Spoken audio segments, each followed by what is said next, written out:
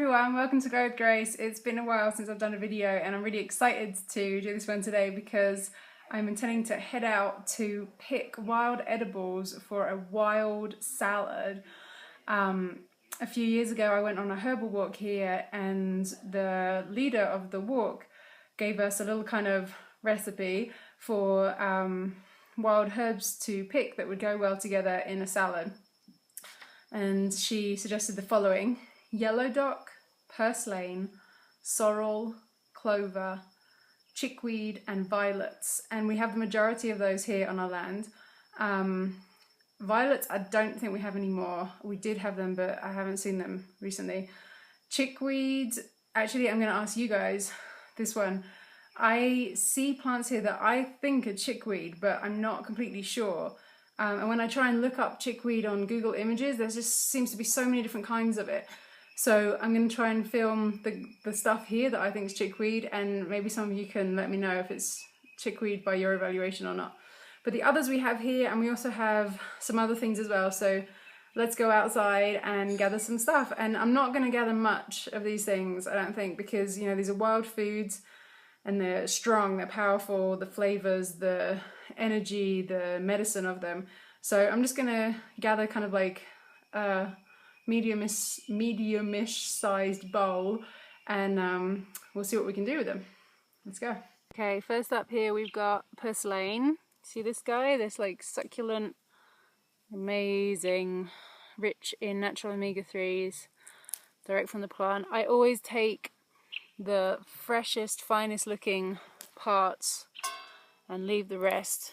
Just like, you know, if you were in a supermarket and you were buying vegetables, you'd buy the best looking ones, right? So I'm very selective about which blooms I take.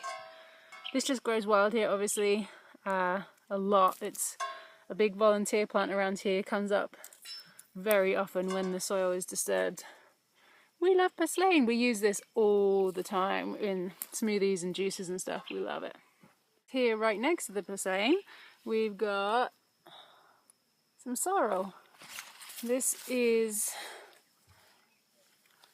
a big specimen of sorrel. I love this stuff. So does Araya. Tastes very kind of like vitamin C-y, you know what I mean? Like, very kind of whoo when you eat it. And again, you know, I'm only gonna choose the healthiest, yummiest looking specimens.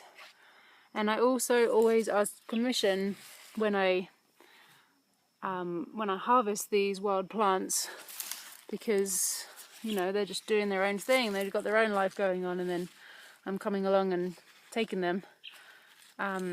So I feel it's very nice to ask permission to harvest before I take them. I got so far a bit of sorrel and a bit of purslane. I'm still harvesting purslane here, and I thought some of you might be wondering how I ask the plants permission to harvest. And I just do it in my head usually, unless, you know, Araya's there maybe and I'm helping her to learn how to wild harvest the way that I like to do it. Then maybe I'll say it out loud, but usually I just say it in my head. I just say permission to harvest before I select a plant or a piece of a plant. And so, a great tip I heard recently was someone was saying, if you're in an area where you're selecting things that you're just kind of like taking off a tiny bit of each plant or something, you can find kind of the biggest plant in that area that seems kind of like the grandmother plant, and you can ask permission to that plant, and don't take any parts of her, but she'll kind of grant you permission or not for all of the plants in the area. Okay, this one wasn't on the list, but I'm going to take a few leaves. This is plantain, broadleaf plantain, probably familiar to a lot of you. Grows absolutely everywhere in people's gardens and sides of streets and stuff. Again, another strong volunteer plant. Plantain is fabulous for skin healing. I use it in my salves all the time. And also internally, you know, it has a very kind of soothing effect.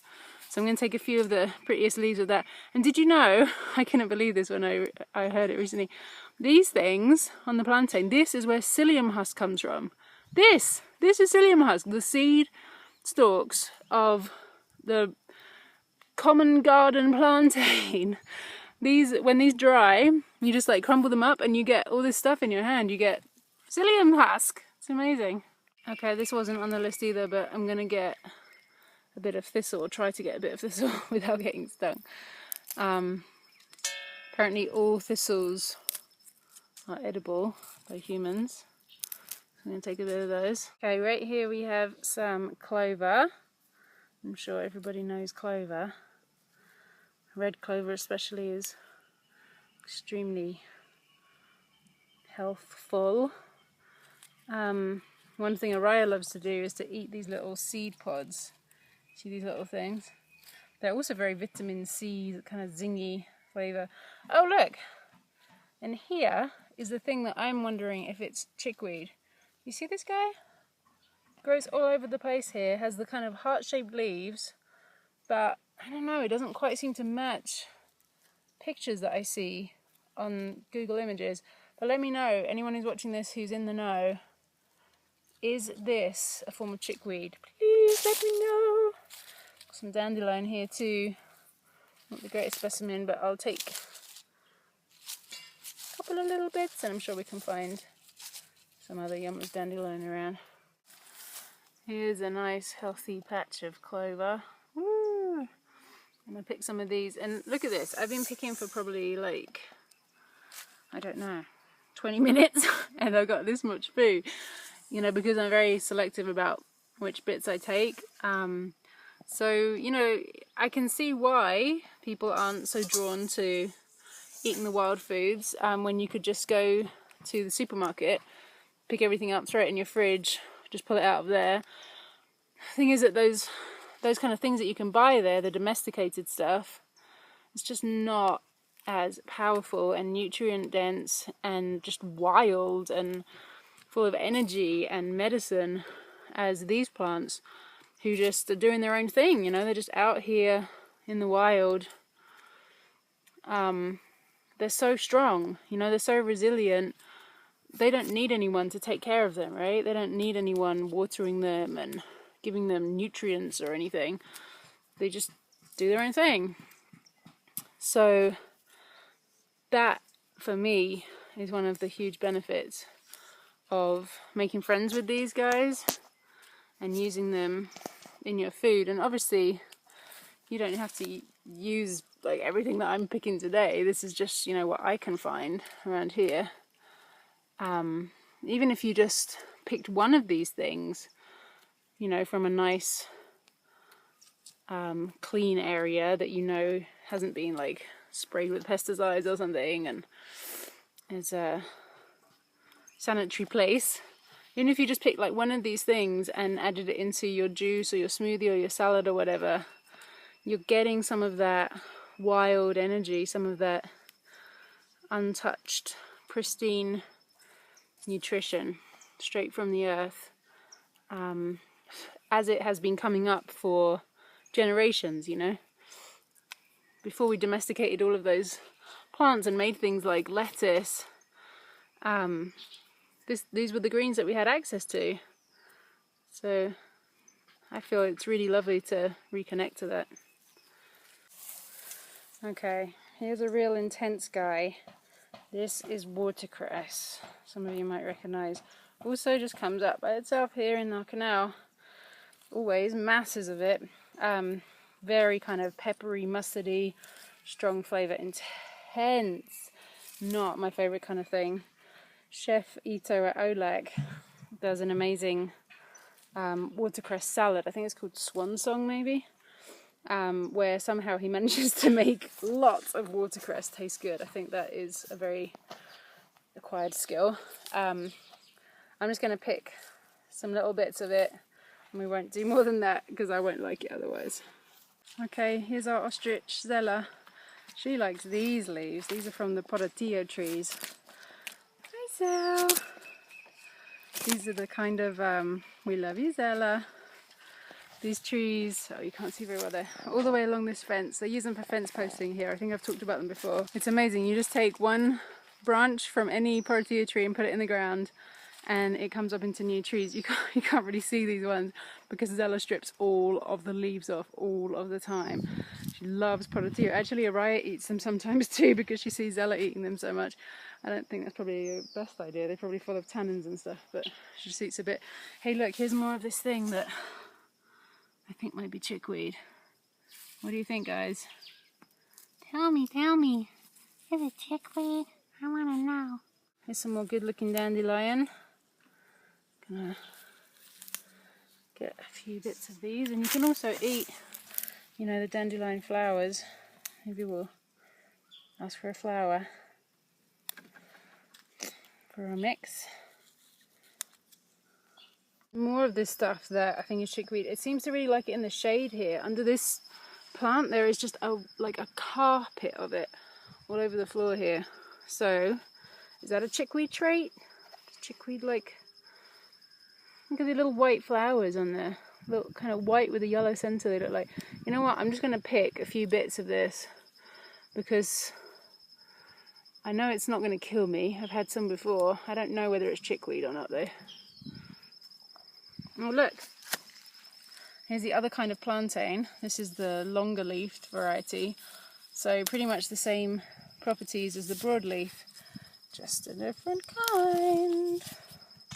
Oh, amazing. They grow all over our land. Araya loves them. We eat them every day. Some of them are huge. I'd never seen these before. They look almost like a kind of raspberry. They're almost like jewels or something. They're very interesting. But some people who've come here have told us they met these berries before in other places, in Brazil. Someone said in France. So I don't know, I'd never seen them before, but they grow everywhere here. They're so prolific. Other kinds of berries we have too, but these are just so yummy when we're walking around the land, just to stop all over the place and have some berries. Ah, this is what I was looking for. There's a big, nice bed of yellow dock right here, part of the dock family.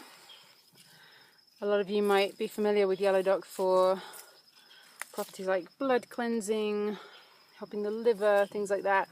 And if you follow me on Facebook, you might have seen that recently I put up a picture of my first ever tincture that I made with local sugarcane alcohol here in Ecuador, of yellow dock root.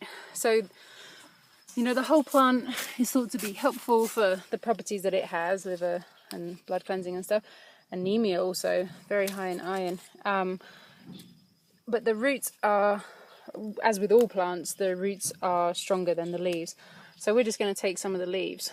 And right next to the yellow dock here, we have a beautiful bed of longleaf plantain. So this would be the kind of situation, right, where it feels like I'm going to pick quite a few leaves, so I could find like the grandmother plant and ask her rather than asking every single plant individually. I'm going to say this one back here is the grandmother. She looks like the biggest. Yeah. So I got permission, and now I'm going to pick a few leaves, and I'm not going to pick anything from her. Look, here's this thing again that I think is chickweed. And I'm going to be so happy if someone leaves something in the comments telling me whether this is chickweed or not.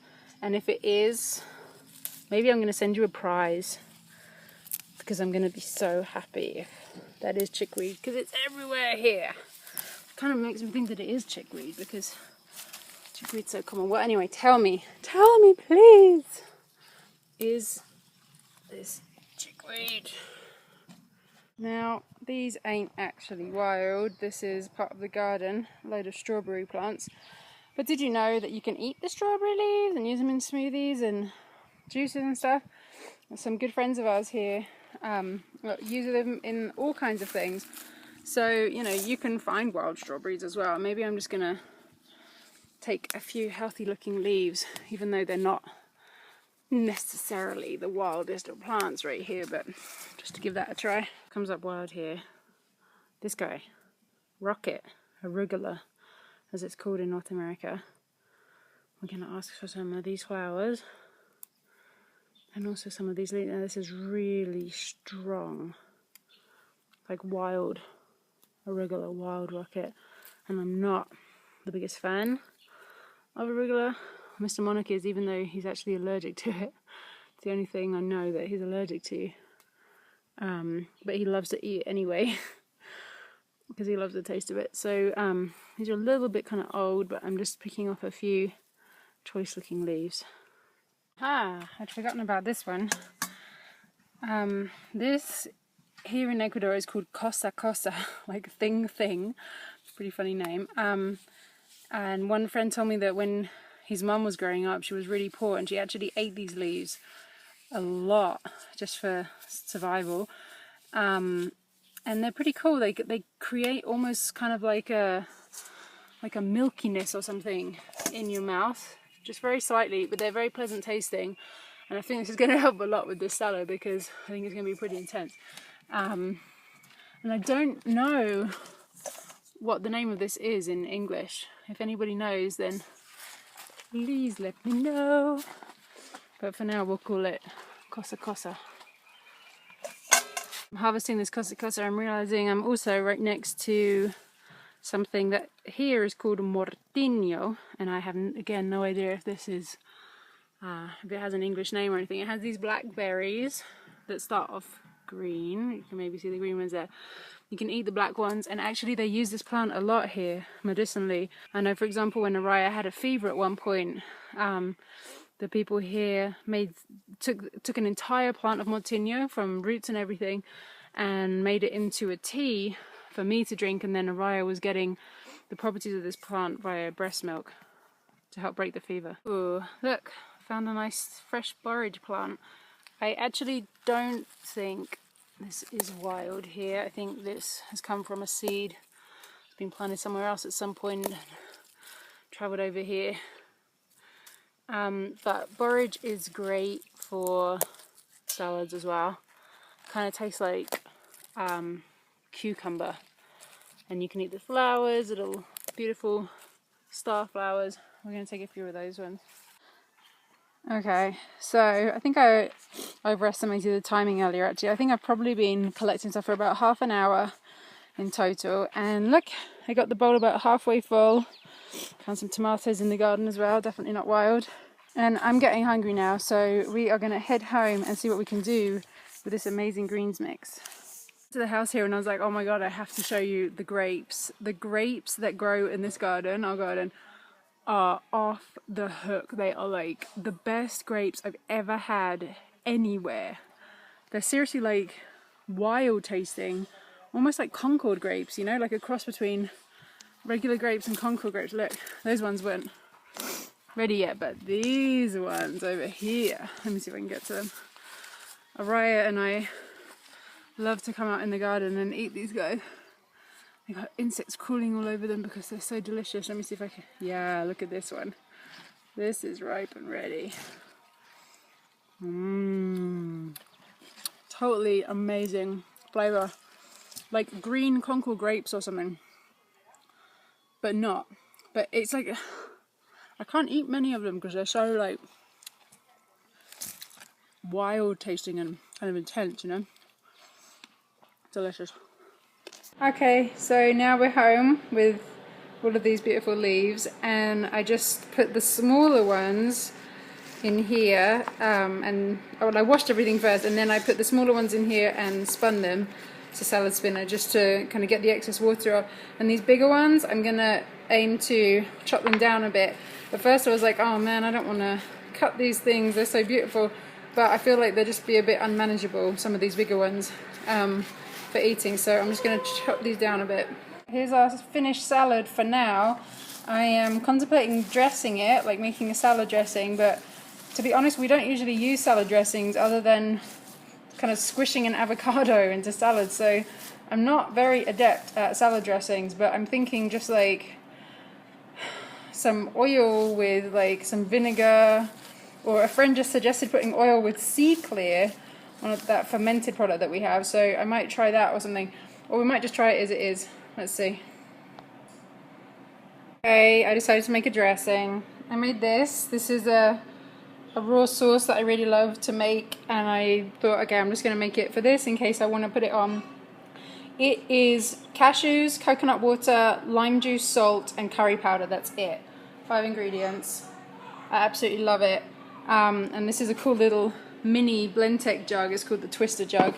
So when you're making like sauces in this and you don't want to use a huge blender, this is very useful. So now we have a dressing at least. And I don't think Mr. Monarch is ready to eat yet, so I'm going to put this in the fridge so it will kind of thicken up even more because the cashews are a kind of thickening agent, and we'll come back when we're ready to eat. Okay, I got my salad ready. I'm going to try it now. Araya's here with me doing crazy things with my salad dressing. Okay, let's try a forkful of this wonderful wild salad. Ready?